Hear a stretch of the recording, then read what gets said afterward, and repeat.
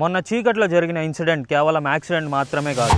ఆ విజువల్స్ నేను చూసా కానీ ఎగ్జాక్ట్గా ఏమైందిరా? ఆ ప్యాసింజర్స్ అప్డేట్ ఏంటి? మొన్న 3 AM దగ్గర ఈ ప్రైవేట్ బస్ హైదరాబాద్ నుంచి బెంగళూరుకి వస్తుండగా చిన్న టేకూరు అనే విలేజ్ దగ్గర ఒక బైక్ ని హిట్ చేసింది. వాట్? ఒక కొలిజన్తో బస్ అంతా మంటల్లో కలిపిందా?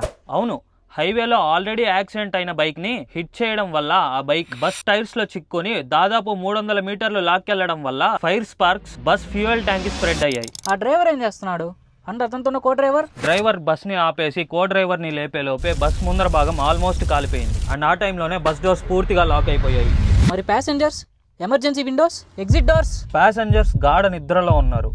అండ్ కొంతమంది ఏదో జరిగింది అని రియలైజ్ అయ్యే లోపే ఆ బ్లాక్ స్మోక్ ఇంకా మంటలు వాళ్ళని చుట్టేశాయి. దీంతో ఏం చేయలేని పరిస్థితుల్లో ఆ మంటల్లో కలిసిపోయారు. ఎవరు ఎస్కేప్ అవ్వలేకపోయారా?